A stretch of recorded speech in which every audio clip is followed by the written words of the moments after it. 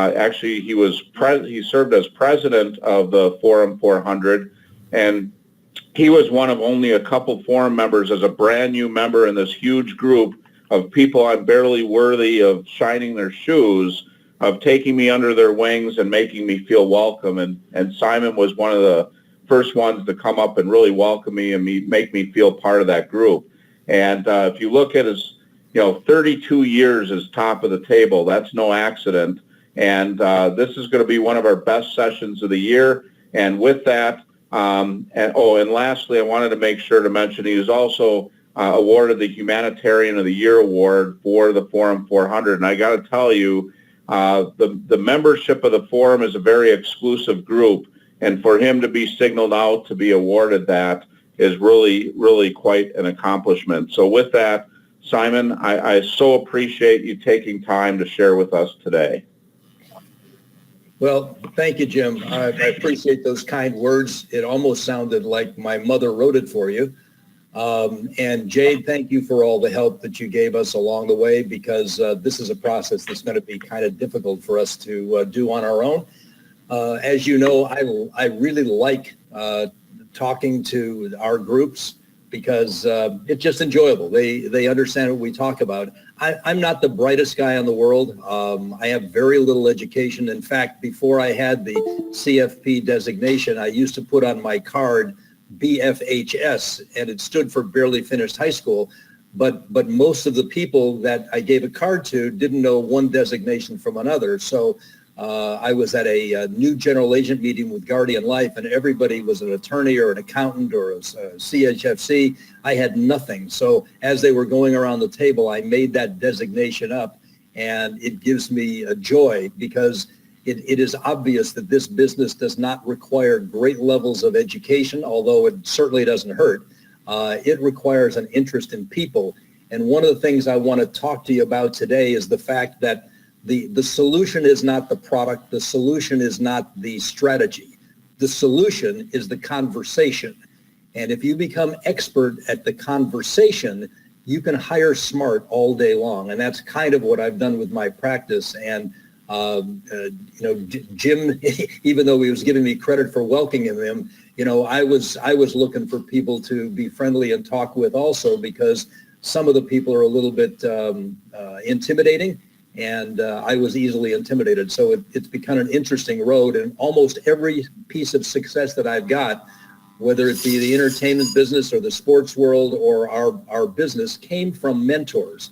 And this is kind of a way of, some people say giving forward, some people say giving back. It's kind of my way of doing it. So that said, let me see if I can get started. The title of this is Converting Suspects to Prospects and Prospects to Clients, because it's difficult enough for us to be able to make sale, let alone finding where the next case comes from. So some of these words and some of this methodology, I'm hopeful is transferable. I believe it is, because as I said, intellectually, I'm not the smartest guy in the world by any stretch of the imagination. Okay, so what to expect? Number one is how to gain access to new clients. The next piece is how to create a more meaningful first meeting. The next part is how to create strategic alliances with attorneys and CPAs. That's been my whole practice for the last 30 years. I kind of floundered around for the first 20 or so years. You'll notice it was 32 years of top of the table membership, but I've been in this business for 52 years, since the summer of 1966, selling supplementary retirement plans to union employees. And that supplemental retirement plan was one unit of whole life insurance, which meant $1,000 of whole life. And when they reached age 65, they had $600 of cash value, and they had $1,000 of death benefit. And I was sophisticated enough to think that they actually got both. I found out very quickly that wasn't true. I made exactly 0 sales in that first engagement. In fact, I'm not sure I made any presentations. That's how frightened I was. Let's see, what to say to get them interested, and then more importantly, what to say to get them to take action. So this is going to be like me talking through a fire hose. So you're going to get a lot of information. So don't get overwhelmed. What I would suggest is that you take a piece of paper, and I'm having difficulty moving my slides, Jade. I'm clicking and they're not moving. So if you could take over for me. If you can go back one, I'd appreciate it. Yep, actually, you're clicking. There's just a little bit of a delay. So when you click, you have to wait a second for the next bullet to appear. I thought I had done that. Can you go back for me? Sure. Thank you. You just went forward, Jade. You've got my technical ability. Good for you. Yeah, unfortunately, there's only one of us on this call that doesn't know how to work the computer. One more. How's that? One more. One more. There we go. And you should see that appear momentarily. It does. Okay. So I used to sit in these meetings and try to absorb all the information I heard, and I would get confused, and I would actually go into a little bit of depression because I didn't know where to get first. And it's intimidating when you hear, other producers talking about their successes. You'll hear me talk about failures because I learned a lot more from things I did wrong than from the things I did right. So here's what I suggest. If you've got a piece of paper in front of you and a pen or a pencil, make little boxes. And if I say something that you think is of interest, put a little check mark to it. And if I say something that is, and let's assume for the time being that there's 12 of those. And then if I say something that is of even more interest and you want to find out more information, make a check inside the box. And if there's something that's really important that you can convert and utilize tomorrow, put a circle around that box. We call it 12-3-1. So I might say 50 or 100 different things during the rest of this presentation, but the reality is not all of them are going to be transferable. Not all of them are going to be usable for you. So this 12-3-1 process is something that I learned a long time ago from one of my business coaches, and it was a great way for me to be able to effectively mark out the things that were important and disregard those that weren't so. So if you convert a problem into a process, it won't be a problem anymore. And that's kind of what this is. This is a process of taking notes. Okay, so this is a slide from the top of the table presentation I made a couple of weeks ago, which has a lot of people from foreign countries. So I said, no matter what country you're from, ask yourself the following. Do you have a product that everyone else doesn't have? Do you have a tax law that everyone else doesn't have? The answer to both of those questions is we all have the same product. We all have the same tax law. We all have the same strategies. The difference is always in the intangibles. The intangibles make the difference. So the follow-up to that is our industry has lost the ability to conduct proper discovery interviews. Are we planners or have we just become numbers on a page? So what I'm going to suggest to you is learn how to be a great conversationalist, learn how to ask great questions, forget the numbers on the page, because the numbers on the page mean absolutely nothing until such time as somebody is interested in what you have to say. And the best conversationalists are the people that ask the best questions. So become a master of questions. So here's some questions for you. Do you know where your next client is coming from? Do you need more ideas or more prospects? Do you want more time, more money, or more fun? And that's kind of a methodology that I use with tax attorneys and CPAs. It's really important because they have the same issues that we have. If you don't have all of those things, then you need to become an expert in communication. You need to become an expert in the art of questioning, the art of answering objections, and how to create collaborative relationships with your clients, with their CPAs, with their tax attorneys, with anybody that's important to their decision-making process. Become a master of that. I'm going to mix into this presentation some statements and some observations and some questions, and I'm going to create some answers to objections that maybe you hadn't thought about before, and I'm all going to wrap them together in a little tight little piece because, as I said earlier, I learned so much from people directly in this industry and from outside the industry that I just kind of want to share it. So meeting a new prospect. You've got 5 seconds to get 50 seconds to get 50 minutes. So what do I mean by that? Well, if somebody says to you, what do you do for a living? And you say, well, I sell insurance, you don't get that next 50 seconds. And if you don't get that next 50 seconds, you don't get that next 50 minutes, which means that you don't have a prospect. And if you don't have a prospect, you don't have a client. So it's really important. 5 seconds to get 50 seconds to get 50 minutes. So this next line says, my experience on the golf course and what it taught me. This goes back a long time. I was a desperate young semi-professional. I certainly wasn't at a professional level yet. So if I was playing golf with somebody and they said, what do you do? And I told them, it depends on what my mood was. Sometimes I was a pension planner, and sometimes I was a retirement planner, and sometimes I was an estate planner, and sometimes I was an asset protection planner.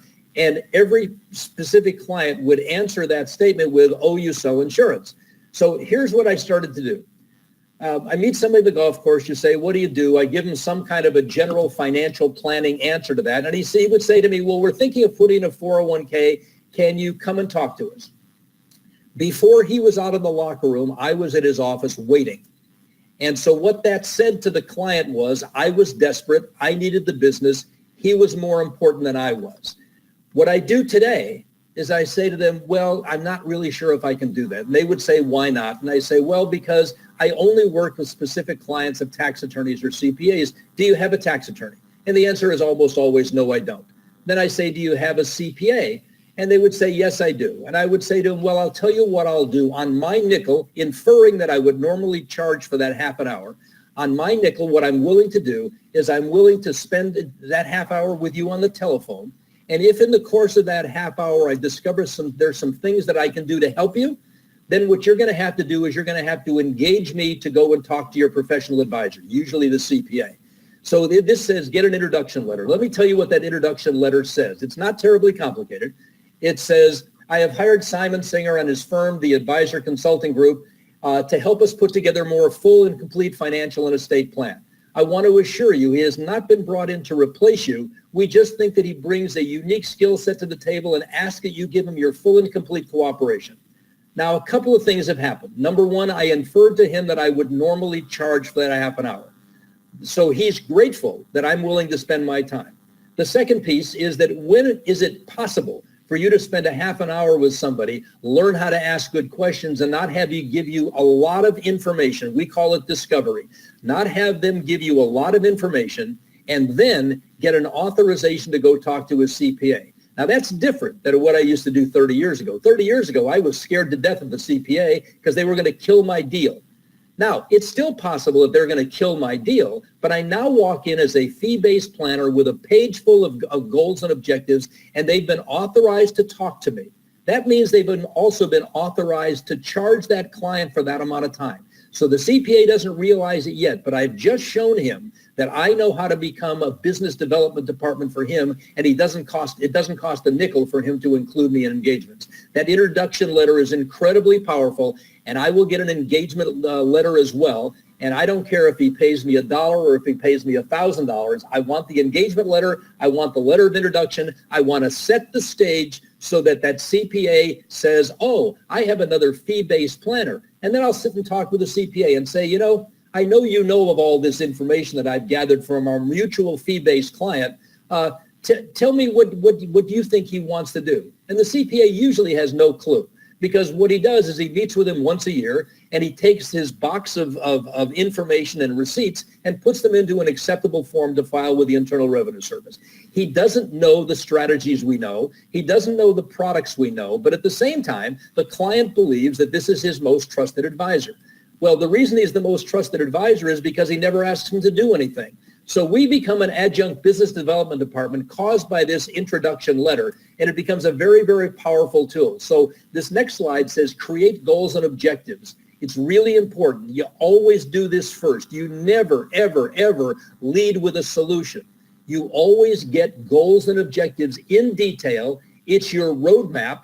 It's the thing that gives us the ability to be able to go to strategies when the timing is correct, but no strategies at all until goals and objectives have been fully vetted and you have absolute clarity. Then we want that client to sign off on those goals and objectives. And more importantly, we want them to prioritize those goals and objectives. So I walk into that CPA and I say, I know you already know these things about our mutual fee-based client. Tell me what you think we ought to do. And you'll find that it's amazing. He doesn't know any of those objectives. He doesn't know any of those concerns. But you can then sit there and say, well, what would you think about long-term care policy? What would you think about a defined benefit pension plan? What would you think about an irrevocable trust? And as opposed to telling them what to do, and I'll tell you a little story about a major case that I lost probably in 1978, and I've never been able to recover from that loss, but I will tell you it was also the best and most meaningful engagement that I've ever had in my career. The sale is never simple. There's always objections. There's always concerns. I will suggest that there's nobody on this call that has ever lost a case to a client say, I'm going to use Jim as an example, Jim, you're full of baloney. It doesn't work like that. We lose sales to people who stop answering the phone and we don't know why. So if they don't bring up the objections or concerns, we need to bring up the objections and concerns. We've got to point them out or we've got to create them for them, because at some point in time, they're going to talk to somebody else and they're going to say, well, did you ever think of X, Y, and Z? And the answer is, oh, that guy didn't tell me that. Now I know why it sounded too good to be true, because it really is too good to be true. As I said, we don't lose sales to people who say you're wrong, it doesn't work like that. They just stop answering the phone. So you've got to learn how to turn compelling statements and observations into questions. So I could say to somebody, I think you need to start a 401k plan. And I'm not going to get any participation. What I'm going to get is I'm going to get a blank stare. And so I'm going to say, you maybe need to start a 401k plan because it'll help you save taxes, it'll protect your assets from the claims of creditors, and it'll help you reach what we call critical capital mass to enable you to retire with dignity. What do you think about that idea? So what I did is I made a statement and then I turned it into a question because I wanted participation from that client. Because what I used to do is I used to be so full of myself that I would make my presentation from A to Z and I would get a blank stare. And that blank stare might be that I might have lost them 1/3 of the way through the presentation. And once we lose people, they stop listening. So what I've learned how to do is continue to ask questions, continue to get feedback from that prospective client. So I know if I'm losing them, that I can go back and I can revisit the places where I've lost them, and then I can move forward. It might take a little bit longer, but the reality is you don't get the backup. So let's see. Asking questions is an assist in building rapport, in gaining their confidence, in collecting more and better data. It's extremely important. Here's some questions with regard to estate taxes and asset protection. So I realize we've got a $22.4 million lifetime exemption. So for most of us, the estate tax is not a big issue any longer. However, trust me, it will come back. When the next Congress, if it's Democratic, comes back, when the next president, if it's Democratic, comes back, all of a sudden you'll find that $22.4 million lifetime exemption for a couple is going to cease to exist. In fact, statutorily right now, January 1st, 2026, the law reverts to $6 million per person. And I will suggest to you that I've been in this business long enough, as a Jim, I remember when the lifetime exemption was $600,000. And today it's $11.4 million. Trust me, you're going to see something in the lower levels of millions. It's not going to be 6 million. It's going to wind up being significantly lower than that. Why? Because we have a $22 trillion deficit. And there's only one place to get it, and that's from taxes. And who pays the most taxes? The wealthy people pay the most taxes. So it's a simple vote to get, because most of the people fit into the not in the top 1%. That means it's the 99%. And so if I say to one of the 99% people, we have to increase taxes, I get this horrified look on his face, and then say, but we're not going to increase tax on you. We're going to increase tax on those rich people. How do you vote? It's like having two coyotes and a chicken voting on what they're going to have for lunch. It's a simple thing to be able to increase taxes. And trust me, that is what's going to happen. So here's some questions. Have you analyzed which asset to distribute at what time and in what order in order to increase the value to your children and the charities of your choice?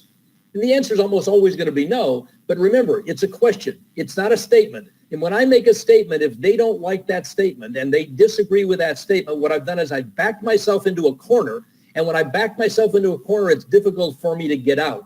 But if I ask a question, have you analyzed what asset to distribute at what time and what amount in order to maximize value?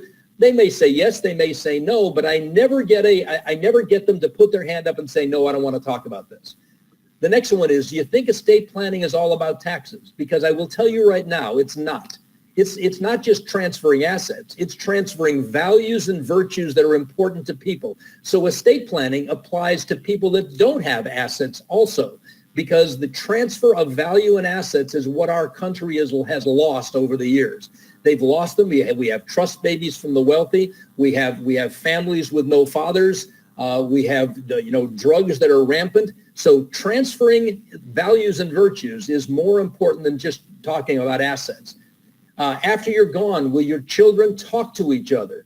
That can be the lack of a will, the lack of a living trust. That can be the something as silly as I want to treat my kids equally, so I'm going to divide my business into thirds, despite the fact that one of my kids works in the business and one of them is a school teacher and one of them is a tree hugger.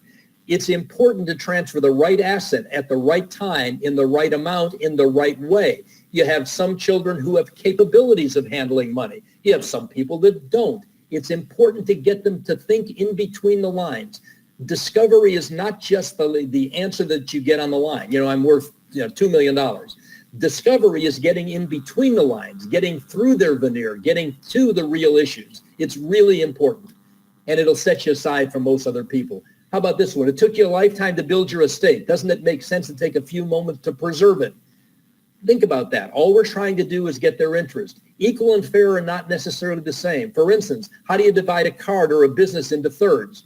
Do you know the difference between ownership and control? Proper estate planning. It's pretty simple to eliminate estate taxes altogether if we can get a client and their advisors to understand that the government taxes what you own, not what you control, and people litigate successfully to get what you own, not what you can control. So in a perfect world, doesn't work exactly like this, but in a perfect world, you own as little as possible and control as much as possible.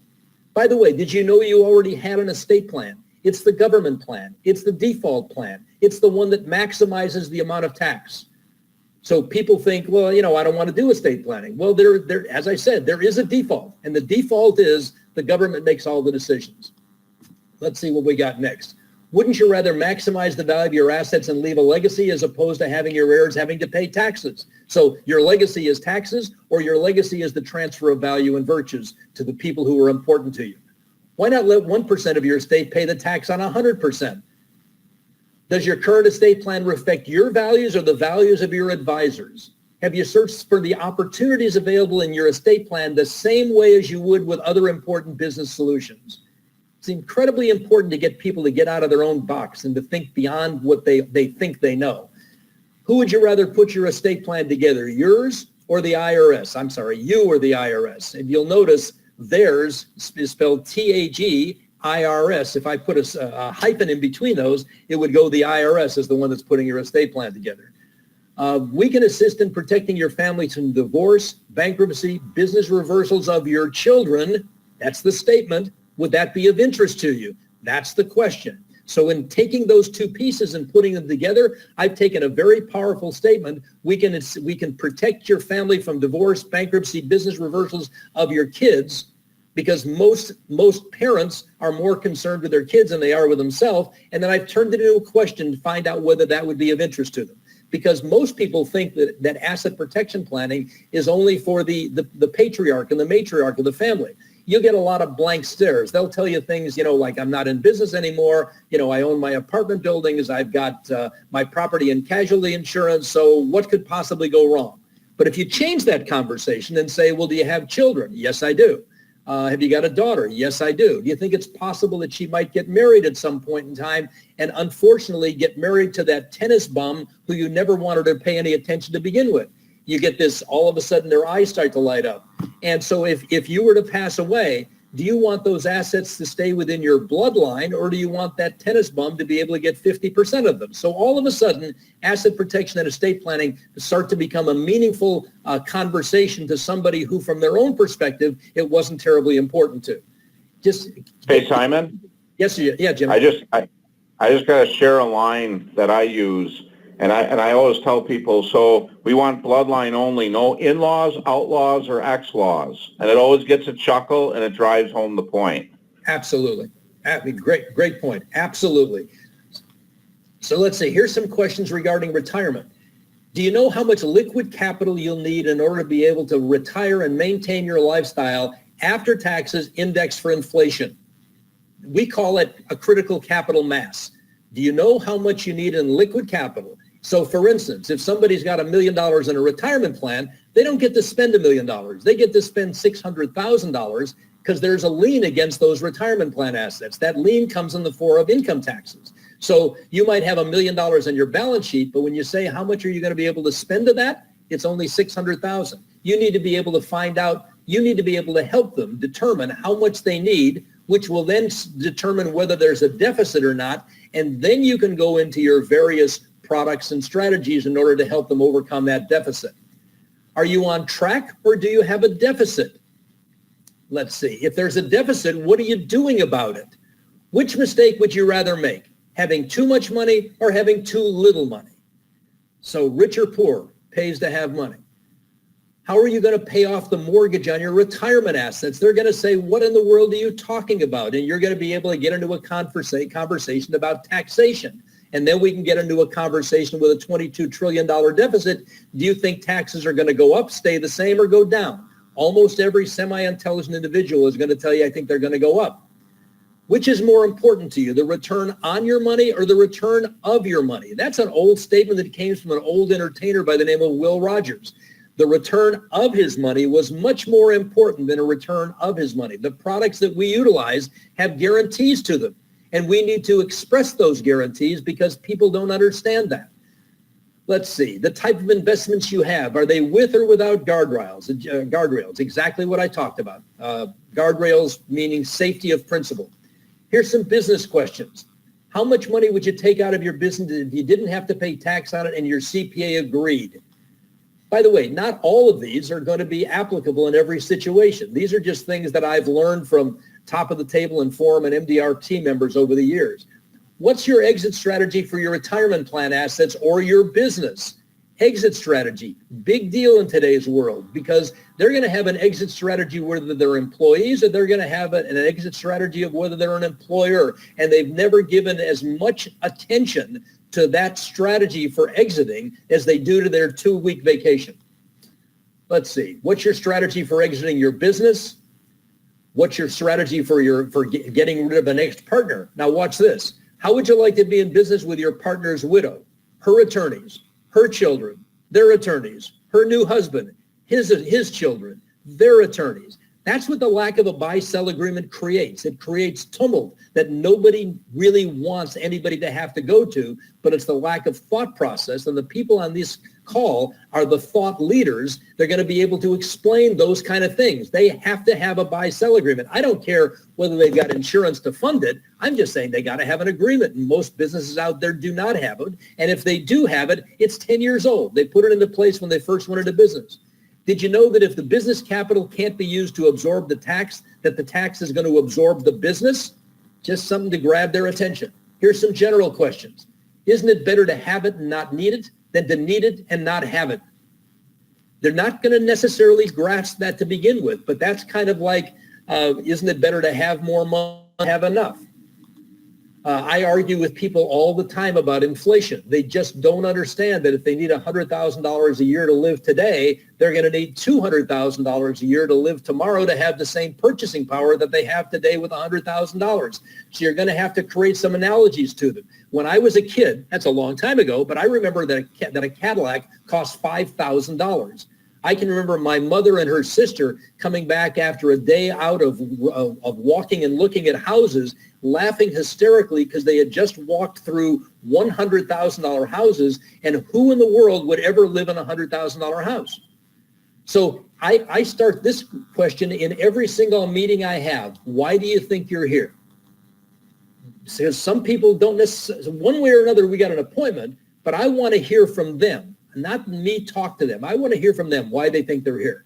What does estate or income tax planning mean to you? What does it mean? What kind of difference would it? What have you accomplished so far? What do you like or dislike about what you've been doing? Let's see. If we were sitting here a year from today, what would have had to have happened for you to look back and be happy that we met a year ago? If you don't do this, whatever this is, if you don't do this, what will you do? Here's some additional general questions. If what you thought was true turned out not to be true, how quickly would you like to know? So I could relate that to Ken Fisher talking about the fact that annuities and permanent life insurance cause cancer in laboratory animals. If what you thought was true turned out not to be true, how quickly would you like to know? Have you maximized the leverage of your exemption, the annual exemptions that are $15,000 a year? You got to talk to somebody who's got enough cash flow to be able to afford to be able to give money away. So this might not be a question that's applicable to everybody, but just keep in the back of your mind, if you maximize the leverage of your exemption, a $15,000 exemption might very well purchase a $200,000 insurance policy. That's maximizing leverage. Do you know that sometimes the biggest price that people pay is doing nothing? Most people didn't do anything wrong. They just didn't do anything, and that's what was wrong. Let's see. Do you realize that failing to decide is actually a decision? Failing to decide, actually a decision. Here's some questions regarding taxes. It's a great way to open a conversation. What's your largest expense? Now, they might say to you, well, my mortgage payment. They might say my spousal support. But it's important to get out of them that at some point in time, you're going to be able to convince them that taxes are their largest expense. Did you know that capital gains taxes are voluntary? And they are. There are sections in the Internal Revenue Code that actually provide opportunities. When I was a much younger planner, I remember a tax attorney by the name of Ken Eliasberg, pointed to all the books behind his desk, and he asked me, what do you think they are full of those books? And I said, well, tax laws. And he said, and what do the tax laws do? I said, they tell you what you can't do. He said, well, that's what most people think. But actually, every time there's a restriction in the tax code, the reason that restriction exists is because there was an opportunity underneath them that the government wanted to put a limit on. So look for what the opportunity is under every section of the tax code. Use it up, go to the next one. Use it up, go to the next one. Capital gains taxes are one of those. So if I said to a client, did you know capital gains taxes are voluntary? Again, a question. He would say to me, no, I didn't know that. I said, did you know that estate taxes were voluntary? He'd say, no, I didn't know that either. I said, if you know that if you voluntarily opted out of capital gains tax and estate tax, the government would actually give you a current income tax deduction today just for opting out of those other two taxes.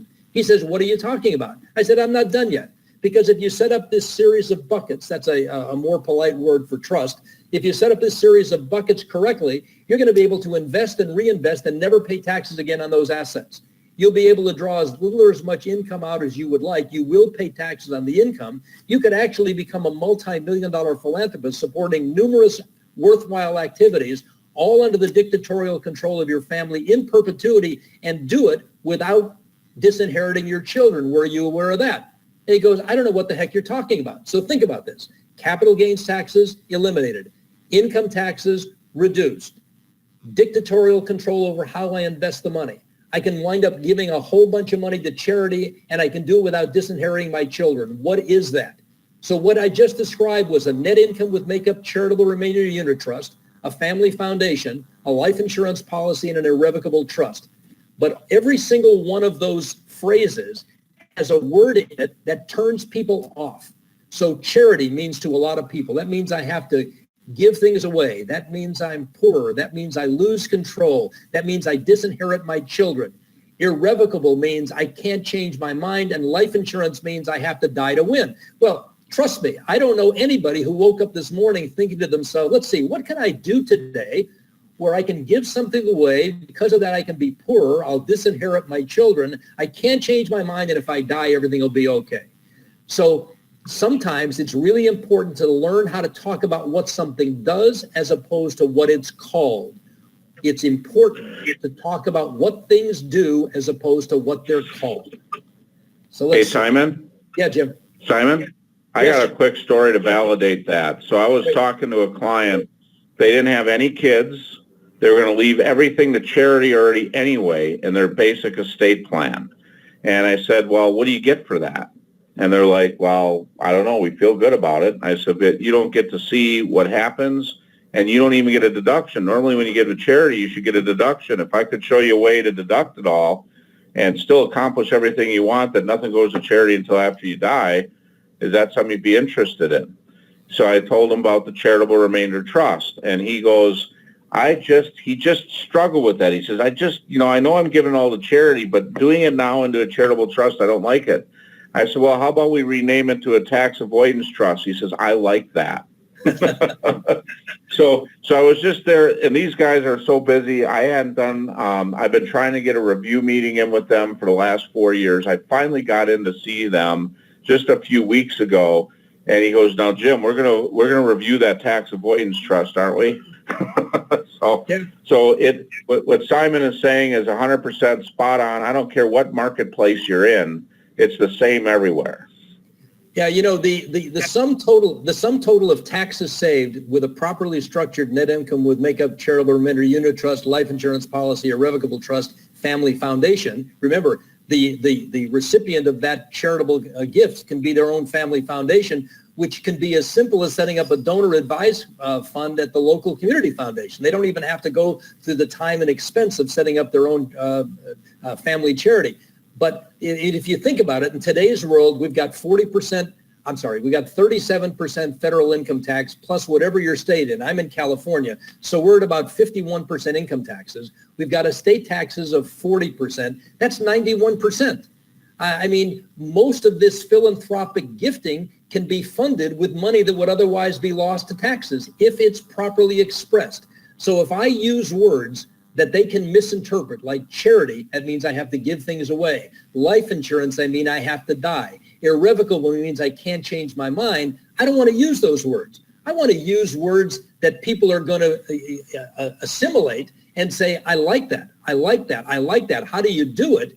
Well, at that point, I've got plenty of time to give them the necessary information so they can do their proper due diligence, but they didn't say no to a misunderstanding of a particular word. I was able to guide them through the process so that they said, yes, I like it, yes, I like it, yes, I like it. And then when they found out that it was a charitable remainder trust, they went, you know, I've been to a lot of seminars like that. I've never heard it explained like that, because they turned off because of the word that they misunderstood. Okay, that's kind of what the whole process is about. We change people's perceptions. That's what we get paid for. We don't get paid for the sale of product because we don't sell a product, and people buy into what we're trying to get them to understand. All right, so how much do you have in your retirement plan or IRA? Think about that. How much of it is yours? You're starting to get them to think, what do you mean, how much of it's mine? When I fill out a financial statement at the bank, they just have how much is in my retirement plan. They don't ask about what the contingencies or the liabilities are like they do on my real estate. They say $1 million of it is mine. And you say, well, what about taxes? How come you didn't include that in your thought process? Do you realize that there's a mortgage or a lien against that IRA asset? And the same applies to pension plans, profit sharing plans, et cetera. Here's some questions regarding insurance, and these are important to understand. I know you believe in term insurance, so do I. Do you want temporary term or permanent term? Why did you buy your term insurance? The answer is always because it was cheap. So let me tell you a little story about the definition of cheap. The insurance industry sells a ton of term insurance, and I'm hopeful that the majority of people on this call understand that only 1% of all death claims every single year is paid out in term insurance, and that includes the large companies that have group term insurance. All right, so let me tell you a little story. I'm going to play a little word game with you, and this is a thing that you can play with CPAs, because I've done this with CPAs and converted them from term buyers to permanent buyers. So why did you buy your term insurance? It's cheap. So then I say, do you own a car? They'll say, yeah. I said, how much does your car cost? They say $50,000. I'll say, did you own a house? They'll go, yes. How much does your house cost? They'll say $250,000. I said, that term insurance that you were talking about, you got $1 million, right? He said, yes. How much did the term insurance cost? They said it cost me $3,000 a year. I go, isn't that interesting? When I asked you what your house cost, you gave me the total cost. When I asked you how much your car cost, you gave me the total cost. When I asked you how much your term insurance cost, you gave me the annual mortgage payment, $3,000. That's not what your term insurance costs. Did you realize that between now and life expectancy, that $1 million of term insurance is going to cost you $350,000? And when you reach 85 years old, you're going to lose that term insurance. You've paid $350,000 and you get back zero. And that a properly structured permanent contract is also going to cost you $350,000, except when you reach age 85, you're going to have $600,000 in equity. So if you don't want the insurance anymore, you're going to be able to cancel the policy and take $600,000 out. And if you keep it until you die, it's going to provide about $1,500,000 of death benefit to your family. So now help me understand, which one was cheaper? The one that cost you $350,000 for which you statistically get back zero, or the one that costs you $350,000, in which case you can get a refund of $600,000 or your family can get $1,500,000. Help me understand that. That's part of changing people's perception. The insurance companies will never tell their client that the sum total of the premiums are going to cost $350,000 for $1 million. They like selling term insurance. It's the biggest profit center that they have in their portfolio. Jim, would you agree with that? Absolutely. And I've even heard it said that term insurance, usually you paid the premium is equal to the death benefit if you stay with the one policy about 2 years before life expectancy.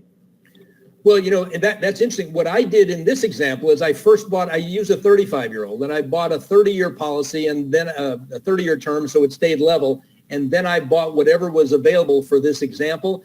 But trust me, these numbers, and by the way, the term insurance costs the same at every single age, not the annual premium, but the sum total of premiums, because a 65-year-old has less years to pay. The insurance company is going to get their money.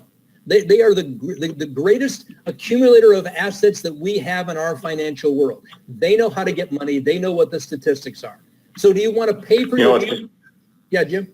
Oh, I'm sorry. I was just going to say it was interesting. I was at a due diligence meeting, and there was a financial guy that only believed in term insurance, and we were going back and forth, and I said, look, I just dealt with a case just now.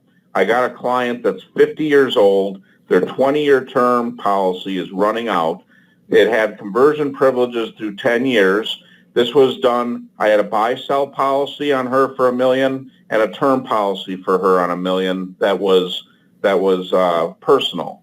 And the business owns the buy-sell one. She owns a personal one. She got an autoimmune disease. She almost died, but didn't die. So neither of the policies paid out. When I was there to talk about conversion privileges, they just scoffed at it and said the term is good enough. I said, well, do you want me to reshop the term and extend it out a little bit further? No, 10 years. We'll be probably retiring and selling the business by then. You know, there was a lot more conversation that went in. Well, now she called me up and said, hey, is there anything I can do with my policy? I went to the life settlement arena. Now, she's had like 6 surgeries this year, and she walks around with an IV. You know, she's got an IV all the time, and she walks around with that IV thing, and she's lost all this weight. She's down to like 105 pounds, and she's like 5'10". And, you know, I couldn't find a life settlement option for her, and she's got $2 million of coverage. Nobody would look at it, and she's not qualified for any insurance, and yet she's got this terrible health, and there's 0 options for her. I think we get too built into or tied up in thinking we could just buy the next term policy. I mean, life happens. People need the coverage, and while term insurance might be good for a short period of time, I'm a big believer that everybody should have some form of permanent insurance as soon as they can afford it. Yeah, no, I absolutely agree. So now this next one is, remember, I've told them that I believe in term, but I believe in permanent term as opposed to temporary term. Do you want to pay for your term insurance with pre-tax or after-tax earnings? So think about that. Let's use universal life or index universal life as an example. The mortality costs inside one of those permanent contracts is less expensive over the term of years than the standalone term insurance. And how does it get paid for? Well, the first thing that happens is when I earn money inside that universal life contract, those are pre-tax earnings. I use pre-tax earnings to pay my wholesale mortality costs, as opposed to if I have a standalone term insurance policy, I use after-tax earnings because I have to earn the money, pay taxes in order to buy retail term insurance. So I want to pay for wholesale insurance, and I want to buy it with pre-tax earnings, not after-tax earnings. I hope that makes sense. Well, here we go. Do you want to buy your term insurance at retail or hotel costs? Do you know how much your term insurance costs? That's the description I just gave you with regard to, and by the way, I made that presentation at the $1 Million Roundtable probably about 15 years ago. And remember what we get paid for? We get paid to change people's perceptions. They think term insurance is less costly. So what they'll then say is, well, yeah, but when I reach 75 years old, I'm not going to need the insurance anymore. Well, you know, I've never seen a widow who said that her inheritance was too much. In other words, I've never seen liquidity that was too much, especially when you think you start making premium payments in a 10 or a 15-year-old policy. all that happens is that extra money goes into cash value. All that happens is it keeps pushing the death benefit up. It's no longer a cost. We need to change the word from cost to investment, because when they move the money from bank A to bank B, they don't consider that a cost. When I move the money from bank A to permanent insurance contract, that's not a cost. It's an investment. It's an investment in my family's security. Well, they'll say, well, I don't need the insurance anymore because I have plenty of assets. Okay, well, why do you retain all those assets? You don't need them. This isn't a matter of need. I can remember I had a client call me, and this is a very wealthy client. He's worth $150 million, but when I first got him, he was a $5 million client. Excuse me. And so the company that he's with gets acquired. He has a 3% interest. All of a sudden, his $5 million net worth has grown to $150 million. I've got him an underwriting for $40 million, and I get a phone call. That phone call that you just don't want to receive. I get a phone call. He says, I've got plenty of liquidity. I've got $40 million in 1 and 2 year maturity tax-free bonds by itself. Why do I need life insurance? I've rehearsed that answer so many times I can't even begin to tell you. The answer was, you don't need the $40 million of insurance. He said, well, why are we bothering with this underwriting? And I said, well, you only asked half a question. He said, what's the other half? I said, why do you have $40 million in tax-free bonds? He said, what do you mean? And I said, by my calculations, you need $200,000 a year to live. You have 200 years worth of cash flow if you never earn a nickel on that portfolio. So why do you have $40 million in tax-free bonds? And he said, well, I have to make it grow, don't I? I went, why? He said, aren't I supposed to? I said, why? He said, I don't know. Maybe I might want to leave more money to my kids or my school. And I said, okay, but you just changed the operative word from need to want. And if want is the operative word, then we need to explore all of the options, one of which is life insurance. And he said, I never thought about it like that. I mean, what are we? We're talking about, an investment portfolio with some additional coupons called death benefit. Just another way to spin the thing. When you hear, what in the world do I need life insurance for? The answer is multiple. Maybe initially they needed it to pay off their mortgage and pay for their kids' education. Then maybe later on in life, it was because I wanted to be able to provide my spouse with additional income. And then later on, that exact same policy can turn into an asset that pays estate taxes at a very steep discount. Interesting. What's your definition of permanent tax reform? Let me tell you my definition. My definition of permanent tax reform is until the next Congress meets. There is no such thing as permanent. We've gone from 600,000 to 1 million to 2.5 to 3.5 to 6 million. Now we're at 11. It's going to go back down. It never stays the same. There is no such thing as permanent tax reform. That's in the eye of the beholder. It's not what you say, but how you say it. Answering objections. Generally, just because the client gives you an objection does not mean that you have to answer them. What I would suggest you do is ask them why that's important to them. Ask them, what does that have to do with what you're talking about? Ask them or say to them, that means different things to different people. Tell me what it means to you so that we're all on the same page. Objection to cost. Of course there's a cost, but it's not even close to the cost of the other alternatives. For example, supporting a family. You could liquidate an asset. And this is a process that we do with estate planning all the time. You could liquidate an asset. Let's say that asset is cash, all right? And I'm making 3 or 4% of my cash. You lose the principal, plus you lose the earnings of that principal forever. It's not just your lifetime. It's your kids, it's your grandkids. It goes on forever. You could withdraw cash in a bank account, which could cost $150,000. So liquidate an asset. Maybe it's a building appreciating at 6%, throwing off a 2% cash flow. That's 8% every year on $1 million. That's $80,000 a year compounding over time. You could borrow from the bank, which could cost you 200%. You could borrow from the government, which is going to cost you 130%. Or you could implement a prepayment option, life insurance, which costs 30% of the 100% tax. So, if somebody wants a copy, there's a whole presentation that goes along with it. If they want a copy, just, contact Jim and be happy to send you the copy. But it's again, changing people's perception. The CPA or the tax attorney says you got plenty of assets. You don't need to buy insurance. Well, that's true. But there's a cost to doing things, and there's a cost to not doing things. In this case, the cost for doing things is 30%. If they liquidate that building, the cost is 300%. Which cost do you want to pay? But there's always a cost. How about this one? I know about GRATs. I know about irrevocable trusts. I know about family partnerships. I know about LLCs. I know about charity. We had a very famous cook in the office of a tax attorney, probably the second most famous cook in Los Angeles. And I said to him, when he said this, I know all about this, this, this, and this, and this. I said, Piero, let me ask you a question. Did you invent pasta? He goes, no. Did you invent pasta sauce? He goes, no. I said, well, how come if I go into your place, I pay $30 for a bowl of pasta, I can go down the street and pay $5? He said, that's very simple. It's the way I put it together. And he stopped and he went, I understand. It's how you put it together. I said, that's right. It's not the specific, it's the way it's put together. You can take a puzzle piece and that's what it is by itself. It's just this little tiny wooden/plastic piece. But if I put a bunch of those pieces together, I can create a very, very attractive mural or picture. That's kind of what we do. Because, with the internet being what it is, the reason you don't want to talk about specific strategy is the second you leave the room, they're going to go to the computer, they're going to Google it, and they'll become an expert in 5 seconds. Now, they're not. But how those pieces are put together are incredibly important, and that's what we know how to do better than most. Now, most of you on this call have children. Have you ever been to a recital, an orchestra recital or a choir recital? And the music is the same.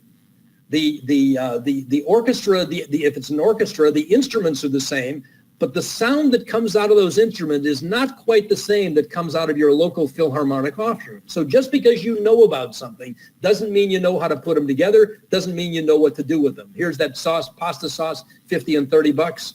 That was a real conversation. How about this one? What do I care if my kids get 20 million or 40 million? 20 million's a lot of money. Nobody ever left me 20 million. I'm afraid if I leave my kids too much money, I'll ruin them. Now, I know that everybody on this call has heard things like that. And what our answer to that is estate taxes are voluntary. We're not trying to make rich kids richer. We're basically trying to let you know that you got some control. I'm not sure why all these things keep moving, because I'm not moving them, Jade. Oh well, I'll just continue, and when we feel like going back, we will. Sure. Yeah. I'm not sure if maybe like a mouse got stuck or a keyboard button got stuck. Did you need me to find a different slide to start on? Yeah, I need to go back to where we were. Oh. I'll see if I can do that. I can do it. Okay. Sorry for my technical inabilities. That's not what I get paid for. All right. Where's a good spot, Simon? Keep going. Keep going. Keep going. Keep going. Right. Can you bring the Can you bring the slide sorter up? That'll be easier for me. Okay, Yeah. wait. Number 25. Go to 26. Let me see where we're at. Answering objections. That's good enough. I can blow through that. All right, get sign-offs. I don't care what the size of a client is. We fill out goals and objectives forms with people. We call them goals and objectives. They all mostly have exactly the same goals and objectives. But for my roadmap, I want them to take the time to fill out this form. It's basically just assigning a number 1 or number 2 or number 3, depending on level of importance. Because after they sign off, I want them to prioritize those goals and objectives so that we have something in our file so that when we make a recommendation, it's attached to a goal and objective that the client recognized, not that we recognize, that the client recognized was important to them, and then we deal with them in the level of importance. So number 1 are the most important, number 3 are the least important, but it becomes our roadmap. It clears up confusion. Your malpractice company will love it. It's good marketing and good public relations with any kind of strategic advisor they may have, CPA, tax attorney, etc. So best marketing materials. I've been asked over the years, what are the best marketing materials I've been able to put together? And I can tell you right now, I always answer, it's my own pension plan or my own family limited partnership or my own corporation or my own foundation. There was a major producer years ago by the name of Mark Levine, and that's what he would do. He would take out his plan book and he would show people that he's not asking them to do anything that he isn't doing himself, including permanent life insurance or annuities.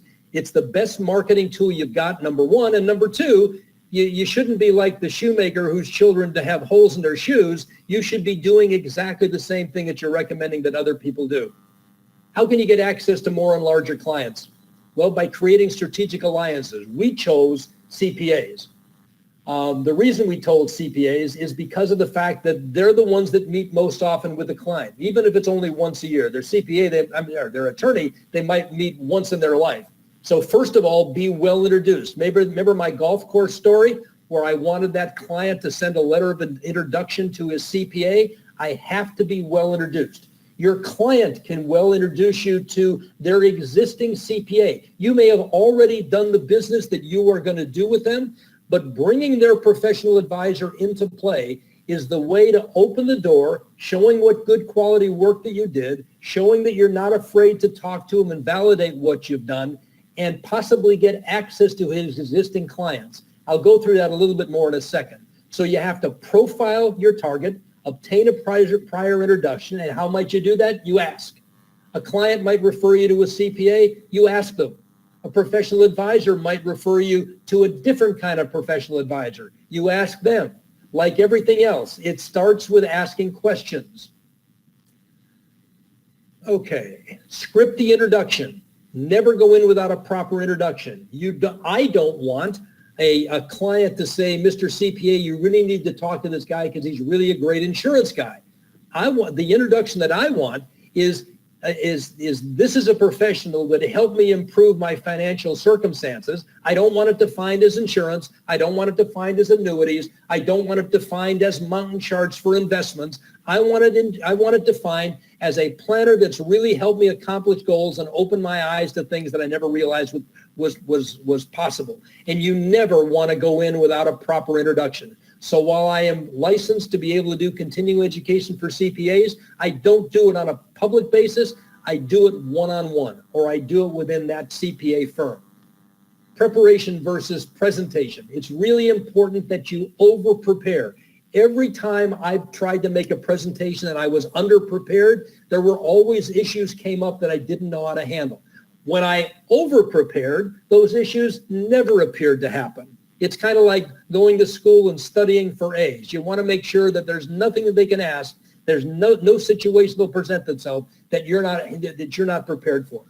Controlling the controllables. There used to be a great basketball coach in Los Angeles by the name of John Wooden. John Wooden was the coach of the UCLA NCAA basketball team. In an 11-year time period, he won 10 national championships. He's the only basketball coach who's in the NCAA Basketball Hall of Fame, both as a player and as a coach. And this is simple. He was controlled. He became a master of controlling the controllables. So picture every year at the beginning of the year, he'd get all these new high school All-Americans coming into his gym at Pauley Pavilion, and they were all anxious to show this coach just how incredibly talented they were. And this old man would sit there the first day. He would teach them how to roll their socks on so that they didn't get blisters, how to double tie their shoes so they didn't become untied in an untenable time period. And these kids are going crazy. And what he would say was, there are plenty of things that go on in a basketball game that I don't have any control over. I don't have any control over whether our team is not making their shots. I don't have any control over whether the other team is hot shooting. I don't have any control over whether the referee is making bad calls. But I do have control over conditioning. I do have control over teamwork. And if I can become a master of controlling the things that I have control over, everything else will probably take care of itself.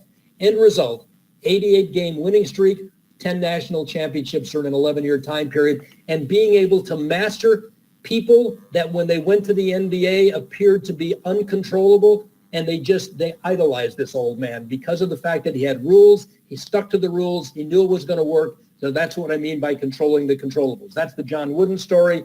And so something you can control is you can profile the strategic advisor. You can let them know what kind of person you're looking for.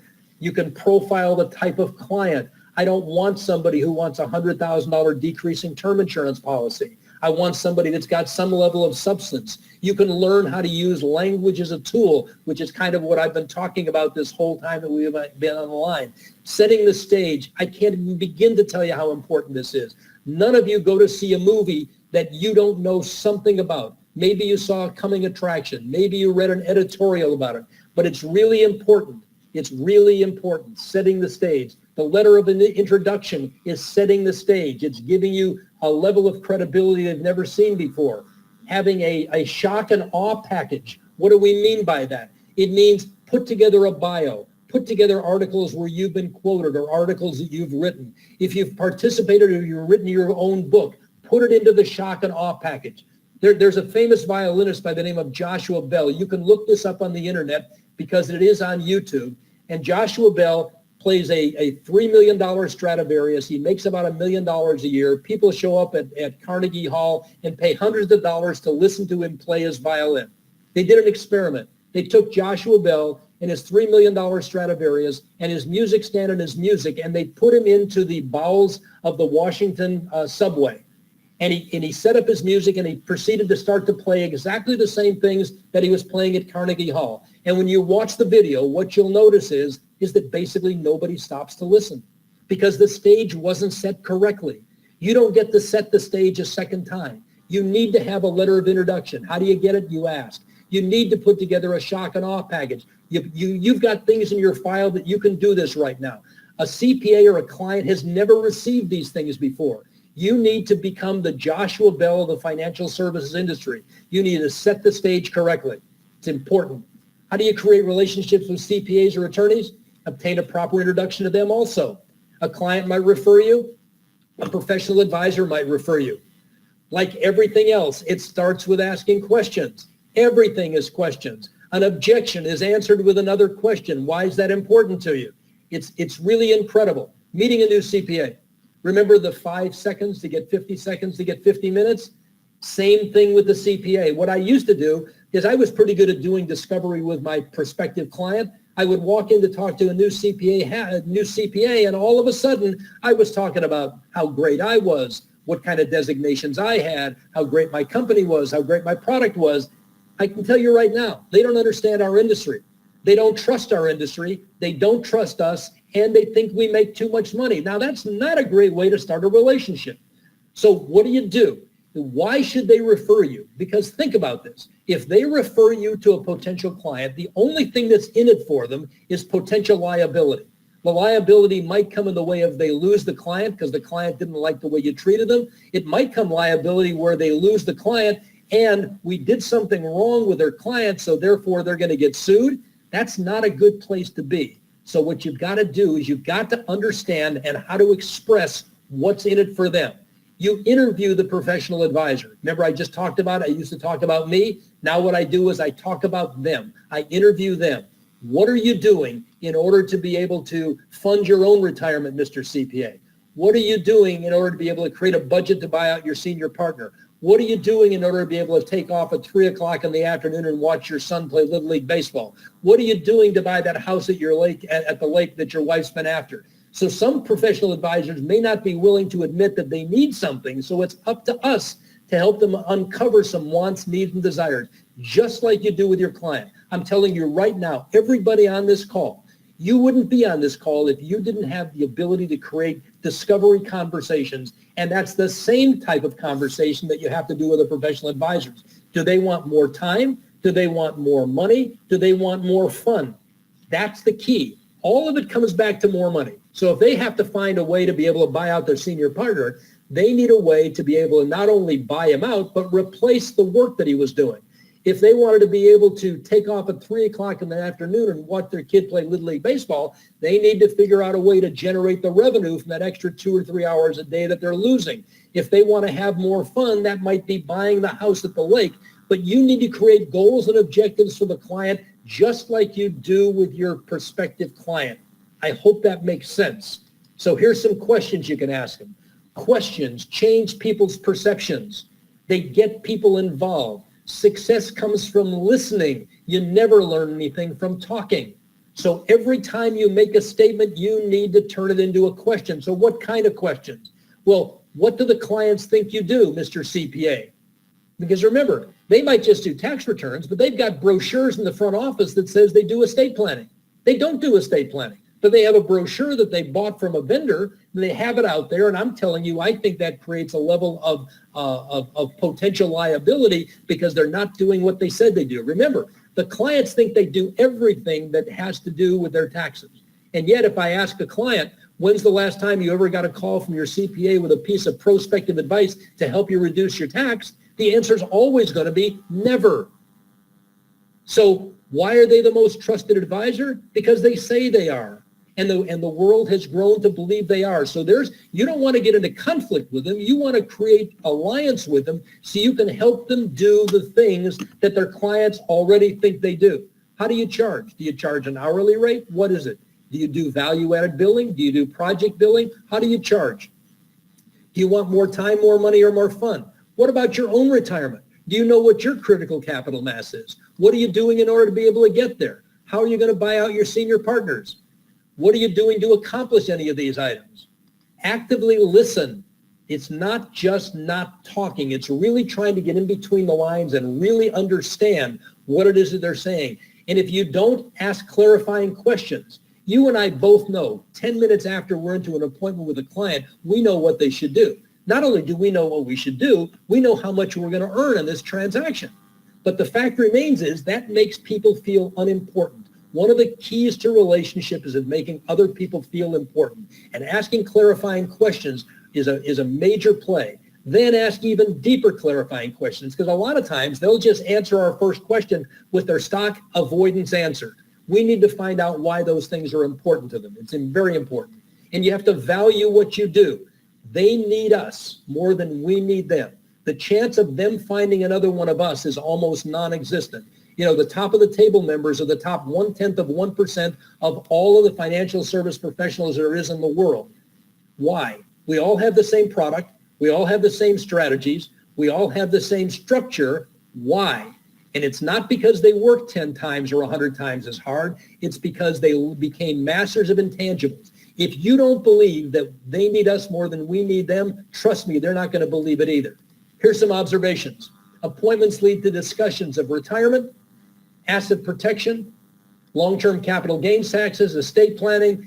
Each of those lead to the potential for sale. People do what they want, when they want, with people they trust. It's important to understand. So how do we start? Well, we created something, our FOR program. FOR stands for Facts, Opportunities, Results. Here's an example of one of those. And I think you're going to find it intriguing as soon as it comes up. So here's, there was a table of contents, but this is one on pensioner IRA enhancement plans. Here were the facts. We got a couple in their middle 60s with $2.5 million in their IRA rollover accounts, income of which they would never need. Their total net worth was $10 million. They wanted to max out of the amount of money to their heirs without risk, without invading their lifestyle.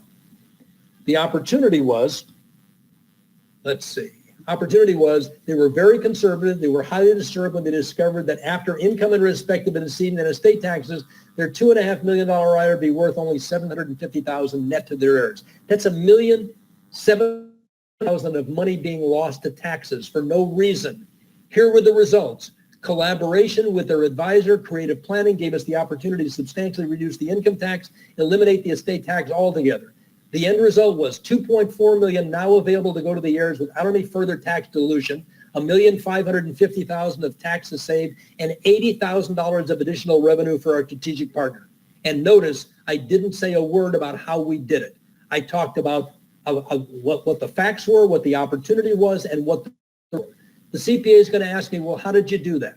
And I'm going to say, well, that really depends on facts and circumstances, but there's at least a half a dozen ways of accomplishing what I described here. And then I would say to him, so how many clients do you have that would fit into this category? He might say 10. And out of those 10, how many of them would be interested in what I just enunciated to you? And he'll say maybe 7. And I say, and do you have 3 of those that would be likely to follow your advice if you believe that what I was structuring was correct? He said, yes, I've got 3. I said, good, let's get on the phone, let's call those 3, let's set up an appointment that we both sit in, because remember, if it's not important enough for him to sit in it, the client's not going to think it's important. And let me tell you what's going to happen. In 6 months, 2 of those 3 are going to be mutual clients, and each one's going to develop 20, 30, 40, 50,000 of additional revenue for your firm. Now, some of them will participate in commissions, most of them won't. If they participate in commission, it must be disclosed. It must be disclosed up front that there's a potential, and it must be disclosed how much they're going to make after they've made it. But the reality is we can also develop value-added billing opportunities or project billing opportunities or additional hours or hours at a higher rate of return. So since I don't know the facts and circumstances, I'm just telling them that I can accomplish this. Remember, they're going to be much more willing to be able to make referrals if there's something in it for them. It's not just, I want to help my client. I firmly believe that nobody does anything until we help them figure out what's in it for them. The tax environment's hostile. The IRS doesn't have enough of a budget, so they're trying to manufacture revenue. Pensions, deferred compensation, premium financing, and split dollar are all targets, all areas where you can bring value to your advisor network. So getting to the prospect, well, move quickly, but don't hurry. Don't make assumptions. It's not what you say, it's how you say it, and when you say it, and in what context, and how it's heard. It's really important. Set the rules. Advisor must participate. Communication must be in both directions, not just you to them, but them to you. Script the introductions. If you don't script them, they will automatically do what they think you want them to do. That's a control the controllables. They've got to participate in the appointments. If it's important and there's something in it for them, they will do it. Manage the relationship. That means we have strategic planning teams. That means everybody reports to everybody, not these little sidebar conversations that nobody ever hears about. They have egos also. Ask questions. I've said that before. Learn how to turn compelling statements into observations or questions. Asking questions builds rapport, gains confidence, collects more and better data. Actively listening is not just not talking. It's really trying to understand. It's asking clarifying questions. And I realize we're getting some redundancy on these, so we must have we need to go back and look at our presentation. No strategies until all goals and objectives. You know, I think I've done probably about enough, Jim. What do you think? Well, you know, I could listen to you all day, but yeah, we've actually gone a little bit over the presentation time. And one thing I wanted to mention to everybody that's listening, Simon has agreed to stick around for some questions. But before he does that, I know you do a boot camp kind of for tax planning strategies and how to easily, you know, make the concept simple. I mean, they're complicated subjects, but you do a great job of how to simplify that stuff, how to present it to a client. And I know you got a boot camp coming up. I'm going to be there. Do you want to talk about that a little bit if people want to get more into the weeds with this stuff? Oh, sure. It's called the Center for Tax Strategies and Resources, with the operative word being resources. So we'll have 3 attorneys that are speaking there. We'll have some CPAs that are speaking. We'll have some of the top producers in the industry. For instance, Vince Dodona is a member. He's the all-time leading production leader with Guardian Life. And Mark Pace will be there, a tax attorney by the name of Joe Strazzeri.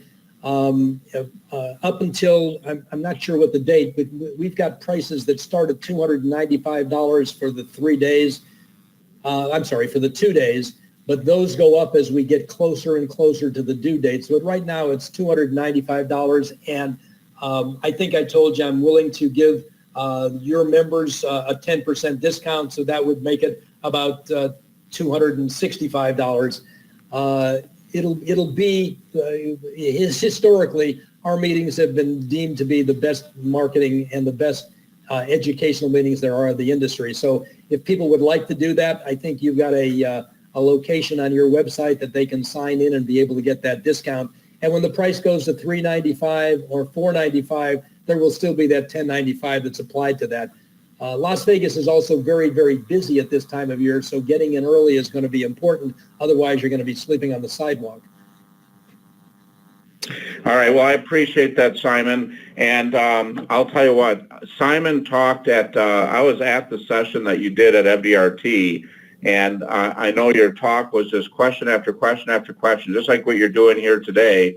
Some of them are the same. There's some different ones. For those of you that are MDRT members, I know I bought that CD, and every once in a while I'll pop it in to refresh me a little bit, because a lot of times we get set in the ways. And I think the biggest challenge I know that I've had is continuing to make sure to ask questions, not to tell people, but let them tell me, and then guide them in the right direction for what their objectives are. And we've had a lot of top producers on here, and there's a common theme with every single one of them, is asking good questions and being a good listener.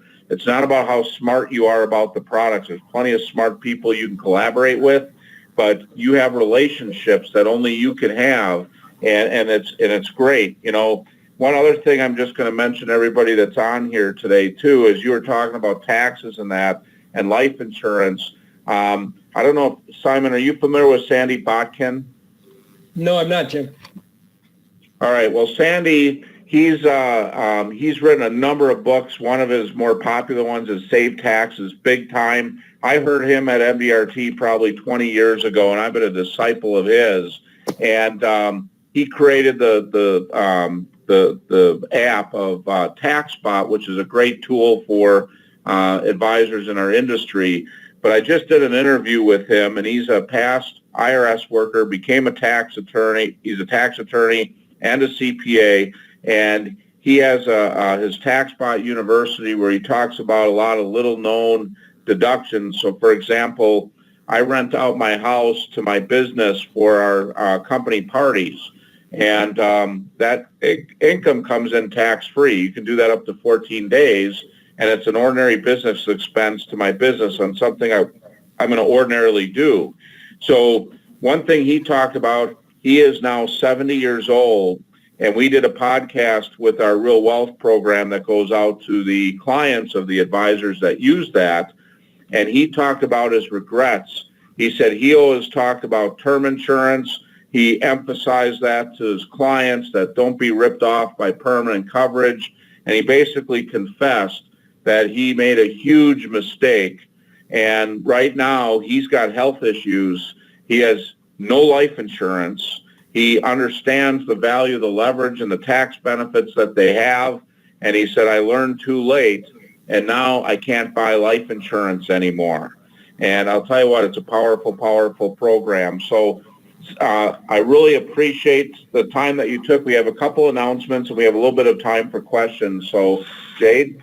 Yeah, so just a couple of things real quick. First of all, it's really important that you fill out the survey when you leave the webinar today, because that enables us to make these presentations as the best possible way we can. Also, I'm getting a lot of questions coming in about like the slides and the replay and what's the name of the CDs and everything. So we've been taking notes, and we'll send a formal follow-up email later on today with all the resources that were mentioned today. So keep an eye out for that as well. If you like this today, you're definitely going to like next month. We do this every single month, the second Friday of the month. And next up is Dr. Bob Bukorski. He's awesome. He talks about critical illness issues and longevity issues. And I think you guys are really going to enjoy that one. You can actually pre-register in the survey, so you don't want to miss that. Also, you may know, have heard the buzz that we kicked off an LTC Solutions. Jim, you wanted to say a couple sentences about that? No. Okay. All right. It's awesome. Ask about it in the survey. Guess what? Fill out the survey. Don't forget, the symposium is going to sell out. So if you're interested, fill out the survey. Weird. Again, you guys have probably heard this before. This is whole power session today. That's only half of what we do. We also host a huge library of marketing resources. So instead of me telling you about it, just text Otto to 262-217-0414. Don't worry, that number will be hanging out, so you have time to text it, but do it. And then I'm actually going to kick off Q&A because a lot of people, Jim, you mentioned that you listened to some of Simon's CDs. People were asking, how do they buy extra Simon resources? In addition to the Academy, of course, which guess what? That will be in the follow-up email. So you want Simon to answer that? Yeah. Right. Can you talk about your CDs or other resources besides the Academy, Simon? Basically, we've got some books that our members are entitled to participate in. The CDs are basically at mdrt.org. You look up my name and it'll show you what the CDs are. My general presence is always about communication. It comes in different forms, but we all kind of tend to be, I learned a long time ago that I was not the smartest guy in the room, despite the fact that I tried to impress people that I was. The second that I started learning how to communicate with a normal human being and upgraded a little bit to communicate with attorneys and accountants, I became infinitesimally more successful. So the words are just so important. The intangibles are just so important. So typically it's mdrt.org, and that money goes to the good work that the MDRT does. It doesn't come to us. I think they're about $7.50, $8 a CD. All right. Well, we got a ton of questions, Simon. So I'll start out with, and I think you kind of answered this, but if you could give one way to differentiate themselves instantly from the competition, what would that be? Well, it would start at the beginning, and the shock and awe package, well, I've got a mixed audience, so I can't say where I was going with that, so I apologize. But what would that be? I think it would be a number of things at the same time. Number one would be really good at answering questions or asking questions. And the second one would be putting together your own shock and awe package. And if you don't have one of your own, then you can include other people's information, like the attorneys and the accountants that you've got relationships with. And that's not as intimidating as it sounds. It used to be. Most of my CPA relationships come from tax attorneys. Why? Because I've taught the tax attorney that I can brag about them better than they can brag about themselves. So learning how to create strategic alliances. By the way, these 3 tax attorneys that we have coming to the academy, they pay their own way. We don't pay them. They pay their own way because of the fact that they know that I am an adjunct business development department for them, and that I can help them develop more revenue, get higher level clients, create strategic alliances with other people. It's always a quid pro quo. Not you give me a client and I'll give you a client, but you give me referral sources and I will create dynamically greater relationships for you. That takes some time to learn how to do, but I will tell you, I get attorneys and accountants that tell me that they don't need any more business. And yet I go to a provisors meeting, which is, one of these lead sharing organizations, and they're sitting there. And I'm going, well, if you don't need more business, why are you sitting here? And they sheepishly say, well, I always need more business. They're in the same business we are. They're selling something. They just don't believe they're selling something. But wills and trusts and powers of attorney is a sale. So I would do that. I would learn language better, and I would learn how to put together a shock and awe package together. All right. The next thing is new agent guidelines, not new to business, but new to insurance. Knowing what you know now, what advice would you give a newer professional just starting out, where to specialize, how to discern what that should be? Well, I would. And she says, thank you. I would do that in joint venture with somebody that was much more experienced. It's incredibly expensive to keep walking by potential engagements, trying to do it all by yourself. I learned a significant amount from people that I did joint cases with as a kid. I still do them, where sometimes I'm the expert and sometimes I'm the student. But I think I would not be frightened of bringing in somebody that was at a higher level of you in a particular discipline.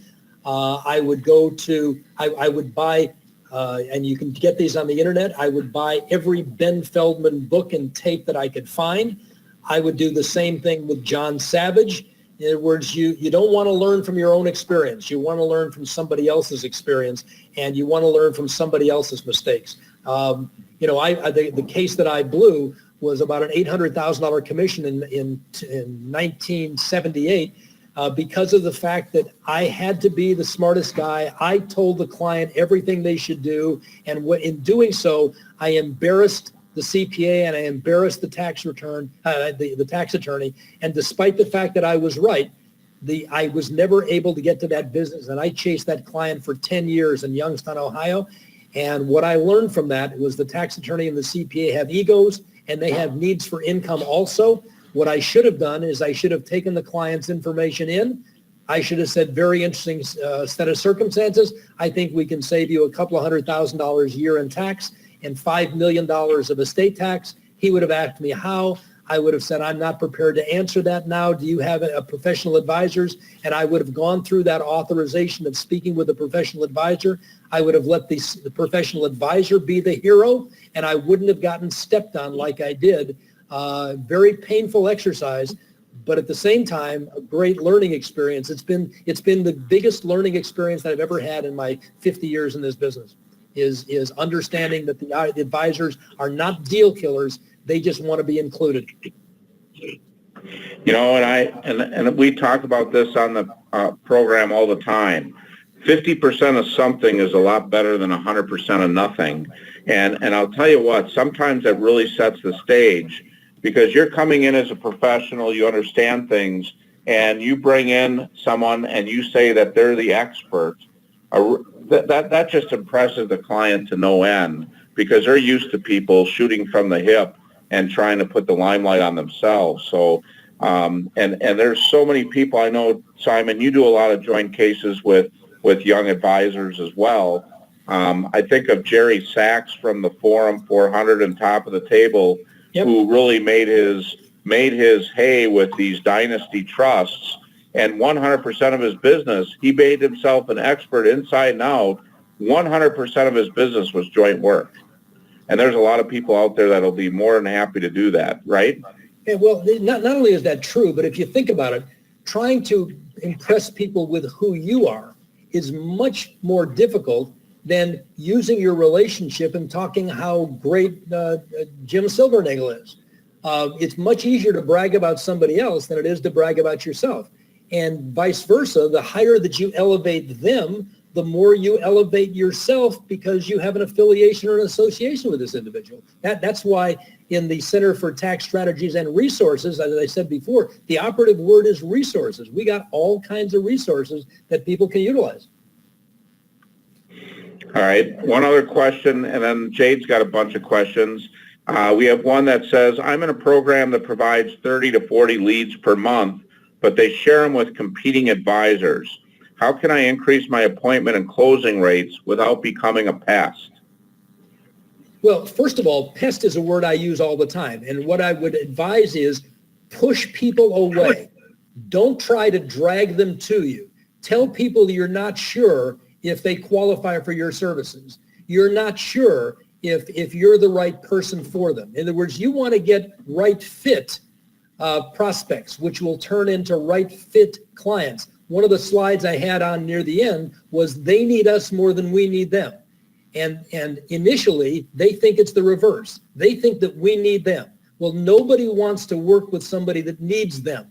They want to work with people that don't need them. You want to make people want you. That's kind of what the shock and awe package does. That's kind of what having strategic alliances with superior folks, whether it be CPAs or tax attorneys or other agents. So it's important. If you want to increase, if you want to get the same result everybody else is getting, then do the same thing everybody else is doing. If you want to get a different result, then act differently. Otherwise, they're going to treat you the same as everybody else.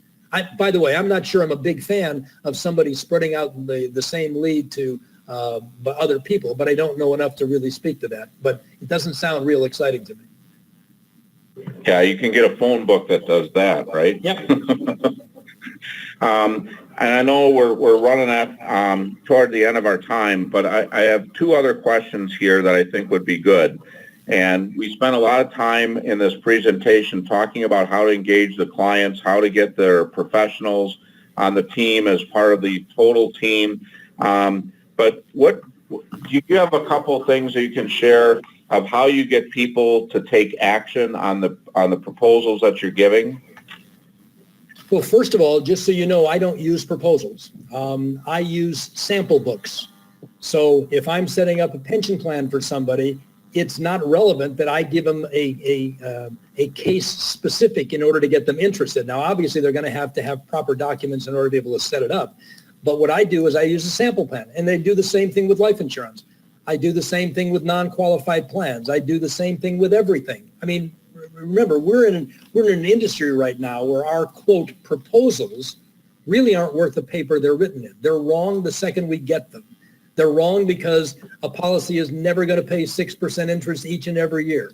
They're wrong because not everybody is going to be preferred plus. They're wrong because there's going to be an age change. Nothing is constant. So what's important is to manufacture these teams. That CPA never has had somebody in our industry come talk to him about his client on another fee-based engagement. They've never had somebody share the goals and objectives. By the way, the CPA can still kill my deal, but if they're going to kill my deal, kill it today, not 3 months from today. But on the other side of the coin, if I become really good at showing him how I can help him generate additional revenue, he becomes a willing listener. He becomes somebody that wants to participate. And guess what?